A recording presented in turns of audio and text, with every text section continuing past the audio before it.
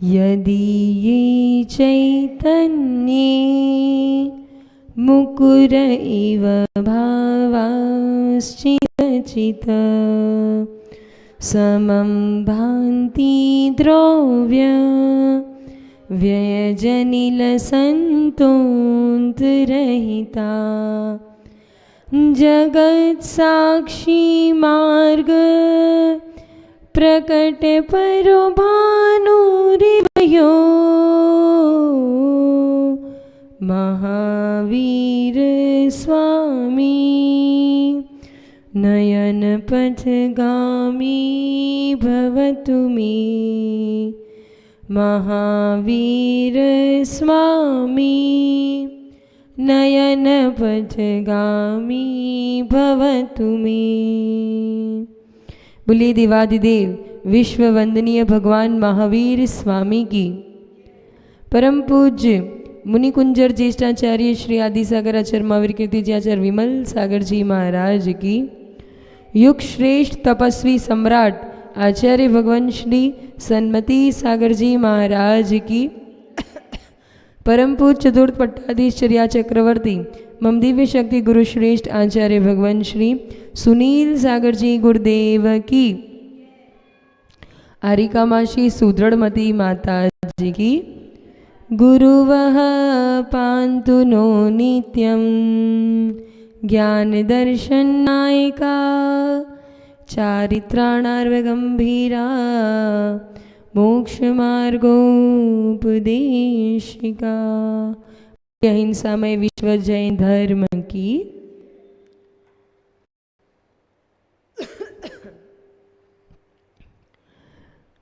भगवान महावीर जिनके शासन काल में हम सभी अपने कल्याण का मार्ग प्रशस्त कर रहे हैं, जिनका अनंत उपकार है कि इन्होंने स्वयं उस ज्ञान को प्रकट किया, स्वयं उस ज्ञान को अपने जीवन से जिया और फिर सभी भव्य जीवों के लिए वह केवल ज्ञान रूपी प्रकट करके सभी जीवों के लिए वह मोक्ष मार्ग प्रशस्त किया। बड़ा उपकार है भगवान महावीर स्वामी का। और इनकी भक्ति आराधना करते हुए देखिए जो उन्होंने कहा है, जो उन्होंने उस पर श्रद्धा नहीं, सबसे पहली नींव है हमारे कल्याण की या कहो मोक्ष रूपी महल की। नींव क्या होगी? श्रद्धा। वो उन्होंने जो कहा है उस पर मैं चलूँगा नहीं, उसको श्रद्धा से ग्रहण नहीं करूँगा, अपनाऊँगा नहीं, तो फिर उसको अपने जीवन में अपनाऊँगा कैसे? जब तक मुझे श्रद्धा नहीं होगी उसके प्रति, उन वचनों पे, एक तो क्या कहा है, किसने कहा है, उस बात की मुझे श्रद्धा नहीं होगी तो मेरे कदम आगे नहीं बढ़ सकते। श्रद्धा ही भक्ति को जन्म देती है, श्रद्धा जननी कहा गया है। तो ये श्रद्धा कैसे? अभी तक अपन ने भगवान महावीर का स्वरूप आगे आगे जो पहले पहले के श्लोक थे, अब आगे कवि भागेंदु भगवान की स्तुति करते हुए उनके वचनों की महिमा कि उन्होंने जो कहा है वो कैसे हमारे लिए कल्याणकारी है, वो बात बताते हुए एक प्रसंग इस संदर्भ में हमें याद आ रहा है कि एक पिता पुत्र घर में रहते थे। पिता मरणासन थे और बेटे से कहते हैं कि बेटा तुम अपना हमेशा ध्यान रखना, परिवार को अच्छे से चलाना और अपना व्यापार जो तुम कर रहे हो उसके लिए भी मेरे दिल से मैं देखता हूँ तुम्हें मेहनत करते हुए। मेरी यही भावना है कि तुम उसमें खूब फले फूलो, अच्छे से व्यापार करो, मेरा तुमको आशीर्वाद है। ऐसे एक अच्छी भावना के साथ पिता अपने पुत्र को संस्कार देते हुए अपने प्राण विसर्जन करते और पुत्र को भी बस वो याद रह जाता है कि मेरे पिता का आशीर्वाद मेरे साथ है, पिता ने कहा है मतलब मेरा अच्छा होगा ही होगा। बस वो एक दृढ़ विश्वास के साथ आगे का जीवन चलाता है। तो और उसकी श्रद्धा ऐसे काम करती है कि वो जीवन में बहुत सफल भी बनता है। तो उसके जो आसपास, और वो उसका हमेशा एक वो रहता है, जब भी कहीं भी कुछ भी पूछा जाता या कहा जाता तो वो एक ही बात, मेरे पिता का आशीर्वाद है। उन्होंने कहा है मेरे पिता का आशीर्वाद है, आज जो मैं हूँ उन्हीं की बदौलत हूँ, पिता का आशीर्वाद है, बस वही रटन लगाए करता। तो उसके जो मित्र थे उसे बड़ा, उससे थोड़ा ऐसा लगता है कि आया बड़ा, पिता का आशीर्वाद, पिता का आशीर्वाद, कुछ तो ये करता होगा, वरना ये क्या होता है पिता का आशीर्वाद। उसका अपन परीक्षा लेते हैं। तो क्या करता है, वो मित्र को बुलाता है और वो कहता है कि देखो, तुम कहते हो तुम्हारे पिता का आशीर्वाद है, तुम ऐसा सबके लिए कहते रहते हो, अब देखते हैं तुम्हारा पिता का आशीर्वाद क्या काम करते हैं। ये लो लौंग, और ये कुछ लौंग देता है और उसे कहते हैं कि जंजीबार आपने नाम सुना होगा, जहाँ लौंग का ही व्यापार होता है, लौंग बहुत अच्छे वहाँ मिलते हैं, तो वहाँ वो चला जाता है। उसे कहते हैं कि तुम वहाँ इस लौंग को बेचकर आके दिखाओ। सब लोग हैरान हो जाते हैं, दूसरे मित्र की एक क्या बात कर रहा है, बोले दांव पे लगा दिया कि सारी, अगर तुम वहाँ व्यापार करके आए तब तो ठीक है, अगर व्यापार नहीं करके आए तो सारी पूंजी हमारी। तुम कहते हो ना बाप का आशीर्वाद, पिता का आशीर्वाद। वो कहता है कोई बात नहीं, जो होगा अच्छा होगा, मेरे पिता का आशीर्वाद है। वो तो ऐसा कह के चला जाता है। वहाँ पहुँचता है, उसके पास लौंग होते हैं, और वहाँ वहाँ क्या होता है, रण प्रदेश, मतलब जो रेगिस्तान, तो रेगिस्तान में वहीं उनका जहाज वगैरह उतरता है वगैरह, इस रूप से वहाँ जो भी उनका, वहाँ उतरते सब लोग और वहाँ आगे बढ़ते हैं। तो वहाँ राजा के सैनिक राजा के साथ, वो सभी राजा अपने सैनिकों के साथ वहाँ कुछ ढूंढता हुआ नज़र आ रहा है। तो ढूंढते ढूंढते ऐसे जो बाहर से विदेशी आए हैं, तो उसे देखने के भाई कौन आ गया, कैसे आ गया हमारे मुल्क में या हमारे देश में। तो वो मतलब पूछने जाता है उसे कि भाई तुम कौन हो, क्या हो, दिखने में तो बड़े सज्जन दिखाई दे रहे हो, यहाँ क्यों आ गए, वो सब तहकीकात करता है। तो उसे पता चलता है कि मैं तो एक भाई इधर भारत देश से, गुजरात से मैं आया हूँ, और मैं यहाँ व्यापार करने के लिए आया हूँ, और मैं लौंग बेचने आया हूँ। तो वो राजा भी हंसता है कि पागल, तू इतना मूर्ख है क्या, लौंग के देश में ही लौंग के व्यापार करने आया है, यहाँ कौन खरीदेगा तुम्हारा मोल। तो बोलता है कि ठीक है, मेरे पिता का आशीर्वाद है, मुझे भरोसा है, जो होगा आगे बढ़ रहा हूँ, आप भी मुझे शुभकामनाएं दे। और वो सब आगे बढ़ते हैं और सब सैनिक भी इधर उधर वापस अपने काम में लग जाते हैं। तभी वो राजा को भी ऐसा थोड़ा चिंतित देख के पूछता है कि राजन, आपको कुछ परेशानी है क्या, आप, मैं तो विदेशी हूँ, आप तो इसी देश के हो, और आप यहाँ कुछ ढूंढते हुए नजर आ रहे। तो कह रहे बहुत दिनों से मेरी एक अंगूठी खो गई थी, यहीं हम लोग आए थे टहलने के लिए, और मेरी माँ ने मुझे बहुत बहुकीमती, मेरा जितना राज है, उस राजा जो मेरा राज वैभव है, वो पूरे राज वैभव की जितनी कीमत थी, उसी कीमत की मुझे एक अंगूठी मेरी माँ ने मुझे भेंट दी थी, और वो मेरे लिए अंतिम आशीर्वाद है। मैं अपना राज वैभव लुटा सकता हूँ, लेकिन वो अंगूठी खोते हुए नहीं दे सकता। मैं मेरी अंगूठी ढूंढ रहा हूँ, ये लोग बहुत दिनों से ढूंढ रहे हैं। तो बोले तुम हमारी कुछ मदद कर सकते हो। वो बोले कि अरे उसमें क्या होगा, अगर ऐसा आप भरोसा रखो, जैसे मैं अपने पिता के आशीर्वाद पे भरोसा करता हूँ, तुम भी अपनी माँ के आशीर्वाद पे भरोसा करो, हो सकता है कि ये धूल भी आपके लिए चंदन का काम कर जाए। वो ऐसे करके धूल उठाता है, और धूल उठाता है, वहीं उसके हाथ में वो अंगूठी हाथ में आ जाती है। और राजा बड़ा प्रसन्न कि अहो तुम तो बड़े भाग्यवान हो, बताओ तुम इसकी क्या कीमत लोगे। बोले कुछ नहीं, आपकी माता का आशीर्वाद है, मेरे लिए मेरे पिता का आशीर्वाद है, जो होगा सब अच्छा होगा। देखो ये आशीर्वाद कि जो पिता ने कहा है वो मेरे लिए अच्छा होगा। वो राजा कहता है भाई तुझे अपने पिता के आशीर्वाद पे भरोसा, लेकिन मुझे कहीं ना कहीं मेरे माता के आशीर्वाद पे भरोसा नहीं था, तो मेरे हाथ से ये सब कुछ छीन गया।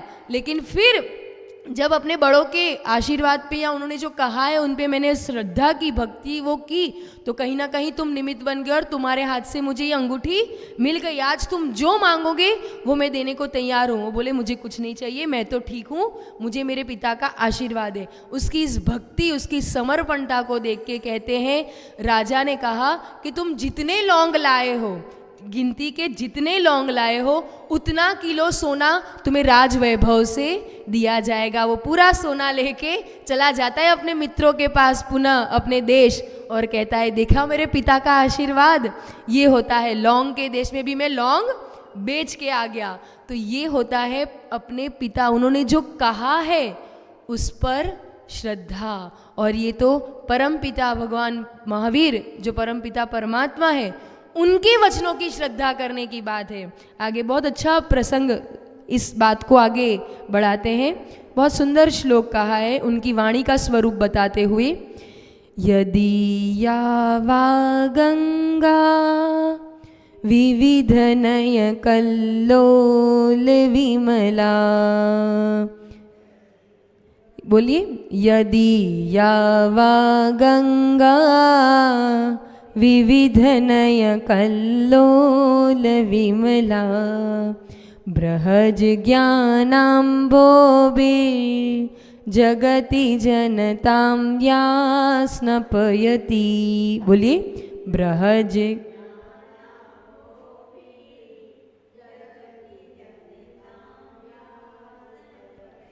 इदानीमपीशा बुध जनमरालय परिचिता।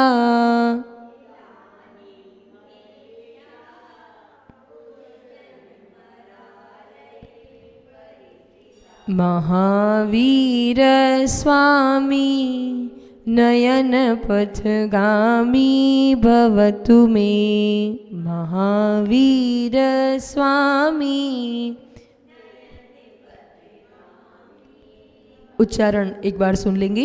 यदि या वा गंगा विविध नय कल्लोल विमला बृहज ज्ञानाम्भोभिर् जगति जनतां या स्नपयति।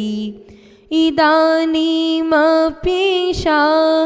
बुध जनमरालय परिचिता। महावीर स्वामी नयन पथगामी भवतु मे। महावीर स्वामी नयन पथगामी भवतु न। कहते हैं यदि या मतलब जिनकी वाग गंगा, वाग मतलब वचन, वाक शक्ति अपन कहते हैं ना, वाग क का ग हो चुका तो वाग गंगा, जिनके वचनों रूपी गंगा में विविध नय कल्लोल विमला, विविध नय, नए रूपी, विविध नए रूपी कल्लोल, कल्लोल मतलब तरंगे है ना, विविध नए रूपी तरंगों से विमला उज्जवल बृहज ज्ञानाम्भोभिर। बृहद, बृहज मतलब बृहद या द का ज हो गया, बृहद ज्ञान जिसमें विपुल ज्ञान रूपी जल, अम्भो अम्बुज, अम्बुज कौन होता है? अम्बुज, हाँ अम्बुज, अम्बुज तो कमल को कहते हैं लेकिन अम्भो, अम्भो जल। तो क्या कहते हैं? जिनके वचन रूपी, वाणी रूपी गंगा में विविध विभिन्न नए रूपी तरंगे, उज्जवल विपुल ज्ञान रूपी जल जिसमें भरा हुआ है, जगति इस लोक के जनताम मतलब जनता, इस लोक की जनता यानी प्राणी, उस प्राणियों के लिए स्नपयति मतलब स्नान कराती है। कौन? जिनके वचनों रूपी गंगा में जो लोक के जीव स्नान करते हैं, गंगा में स्नान, जिनके वचनों रूपी गंगा में सभी लोग जनता स्नान करती है। और वो गंगा कैसी है? जिसमें निर्मल और बृहद यानी बहुत सारा विपुल अनंत ज्ञान रूपी जल से वह गंगा भरी हुई है। उस ज्ञान में जो उस ज्ञान में प्राणियों स्नान करते रहते हैं। इदानीम अप्येषा, इदानीम अपि यानी आज भी ऐसा ऐसी यह जिनवाणी बुधजन मराले, बुधजन मतलब ज्ञानी, विद्वान, विद्वान ज्ञानी रूपी मराले, मराले, मराल उस किसे कहते हैं? मराले, हंस, विद्वान रूपी, विद्वद रूपी हंस से, ये जो विद्वान रूपी जो हंस है वो उस जिनवाणी से परिचित है, उन्हें ज्ञान है इस बात का। ऐसे महान ज्ञानी कहो, केवल ज्ञानी, सर्वज्ञ श्री महावीर स्वामी मेरे नयनों में सदा सदा के लिए, सभी के नयनों में सदा सदा के लिए निवास करे और सबका मार्ग प्रदर्शित करते रहे। बहुत सुंदर। अगर इसका ट्रांसलेशन समझो कि जिनके ज्ञान की गंगा में विविध प्रकार के नए रूपी तरंग उठते रहते हैं, उस नए रूपी तरंगों से युक्त जिनकी विमल अनंत ज्ञान रूपी जल जिस गंगा में, नदी में समाहित है, उस गंगा जल में ज्ञानी आज भी स्नान करते हैं और ऐसे ज्ञानी रूपी हंस आज भी उस ज्ञान से परिचित है, मतलब उसका लाभ प्राप्त कर रहे हैं। ऐसे महान सर्वज्ञ श्री महावीर स्वामी आप मेरे हृदय में, मेरे नयनों में सदा सदा के लिए निवास करें। मेरे लिए भी वह ज्ञान का मार्ग प्रशस्त, केवल ज्ञान रूपी संपदा से मुझे भी संपन्न करे। बहुत सुंदर। ये जो मान्यताओं का खंडन लोक मूढ़ता में आता है ना कि गंगा में स्नान करने से पाप धुल जाता है, बाहर मान्यता तो यही है। कौन सी गंगा? जिनवाणी रूपी गंगा। जिस गंगा में डुबकी लोगों ने थोड़ा थोड़ा पकड़ के, एक मत पकड़ के, एक शब्द पकड़ के, थोड़ा थोड़ा पकड़ के आगे प्रचलन चला दिया। गंगा में नहाने से पाप तो धुलते हैं। कौन सी गंगा में? लेकिन माँ जिनवाणी रूपी गंगा में स्नान करने से निश्चित रूप से पाप धुलते हैं। उस गंगा में तो पाप धुलते हो ना धुलते हो अलग विषय है, लेकिन जो जिनवाणी रूपी गंगा में स्नान करेगा, प्रतिदिन अपने आप के पापों को धोने का पुरुषार्थ करेगा, वो इस वाणी के माध्यम से, उस महिमा से निश्चित उसके पापों। क्यों ऐसा? बस खाली शास्त्र पढ़ने से पाप धुल जाएंगे? शास्त्र पढ़ने से क्या होगा? जिनवाणी को पढ़ने से विवेक जगता है कि क्या सही क्या गलत। जिनवाणी क्या काम करती है? पाप धोने का कार्य नहीं करती है, पाप कैसे धुलेंगे वो मार्ग बताती है। वो मार्ग बताने का कार्य करती है जिनवाणी। भगवान जिनेंद्र के वचन, उनकी वाणी वो काम करती है। भगवान कुछ नहीं करते, भगवान की वाणी भी कुछ नहीं करती, लेकिन जो भगवान की वाणी को स्वयं अपने पर घटाकर उस पर पुरुषार्थ करेगा, तो जैसे भगवान ने पाया है वो हम भी प्राप्त कर लेंगे। तो ये बहुत सुंदर मार्गदर्शन, सभी मान्यताओं का खंडन किया है यहाँ, हमारी मूढ़ता को दूर किया है कि ऐसे कहीं भी चले जाएंगे, इधर उधर करे जाएंगे, ऐसे पाप नहीं धुलेंगे। पाप धोना होंगे तो पाप धोने का पुरुषार्थ करना पड़ेगा। जिन्होंने पाप को धो लिया उनके चरणों में बैठना पड़ेगा, उनने जो कहा है वो करना पड़ेगा। उनके वचनों पे पिता का आशीर्वाद समझ में आ रहा है? जो भगवान ने कहा है, जो गुरु ने कहा है, उस पर यथार्थ श्रद्धान करके फिर तदनुरूप प्रवृत्ति करेंगे तो निश्चित जो उन्होंने पाया वे हम भी पाएंगे। ये वाली बात। और दूसरी बात क्या कही है? जिनवाणी में हंस की उपमा दे दी ज्ञानियों को। हंस का कार्य करता है? भेद विज्ञान का कार्य करता है। दूध में से जो सारभूत चीजें हैं वो अपने लिए ले लेता है और बाकी छोड़ देता है। वैसे ही ज्ञानी पुरुष जिनवाणी की वो अपनी मनमानी नहीं करते कि हाँ ठीक है जो मन में आया कर लिया। आज भी ऐसे, ये जो कहने का तात्पर्य यही है कि आज भी ऐसे हंस परिचित है, मतलब आज भी ऐसे ज्ञानी विद्यमान हैं जो जिनवाणी के अनुसार अपना जीवन जीते हैं और जिनवाणी को जनवाणी बनाते हैं, सबके लिए जन जन की वाणी बनाते हैं। ऐसे भी आज भी ऐसे ज्ञानी हैं। कोई कहे आज कोई नहीं है ऐसा जो पूरा जिनवाणी के अनुरूप चले, मुनि नहीं होते हैं, ऐसा नहीं होते, ऐसे नहीं है। आज भी ऐसे ज्ञानी पुरुष है जो ऐसे भेद विज्ञान रूप जीकर, हंस यही काम करता है ना, हंस मनमानी नहीं करता कि ठीक है जब मन आया पानी, नहीं, वो तो जो सारभूत होगा मेरे लिए कल्याणकारी होगा।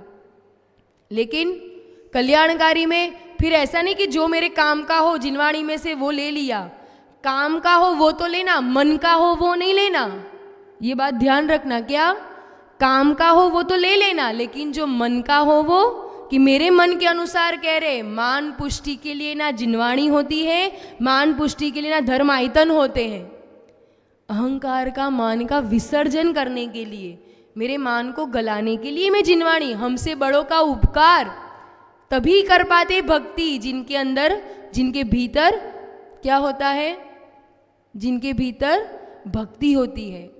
जिनके भीतर भक्ति होती है वही अपनी कषायों को भी जीत पाता है और अपनी मुक्ति का मार्ग प्रशस्त कर सकता है। तो हंस की तरह आज भी ऐसे लोग हैं, और हंस क्या काम करता है, वो काम हमें करना है। सारभूत बातों को वो लेकर हम अपना कल्याण का मार्ग प्रशस्त कर सकते हैं। तो आगे सुनते हैं हम कि कैसे हम अपने मोक्ष मार्ग को प्रशस्त करते हैं पूज्य आरिका माँ सुदृढ़मती माता जी से, कि वे हमें इस जिनवाणी के माध्यम से, जिनवाणी की महिमा और फिर उसे आत्मसात करके कैसे हम भक्ति का मार्ग प्रशस्त कर सके और मुक्ति के वह मार्ग पर चलकर मुक्ति को प्राप्त कर सके। ऐसा कुछ पुरुषार्थ हमारे भीतर भी जगे। इसी दिव्य मंगल भावना के साथ चलते हैं पूज्य आरिका माँ श्री सुदृढ़मती माता जी के चरणों में, जिन्होंने वो ज्ञान को प्रकट किया, जिन्होंने उस ज्ञान को जिया, उनका ही प्रसंग, उनके ही दिन, यही कुछ दिन थे। आगे बढ़ेंगे, महिमा समझेंगे भगवान महावीर का, जो निर्वाण 2550वां निर्वाण उत्सव पूरा जन जन मना रहा है, और पूरे देश ही नहीं, विदेश नहीं, पूरा विश्व उस बधाइयों को देता हुआ भगवान महावीर के 2550वें निर्वाण उत्सव उन्होंने क्या किया, पुरुषार्थ उन्होंने भी ऐसे ही चालू किया। और एक एक दिन की महिमा समझते हुए हम आगे बढ़ेंगे। तो निवेदन करते हैं पूज्य आरिका माँ श्री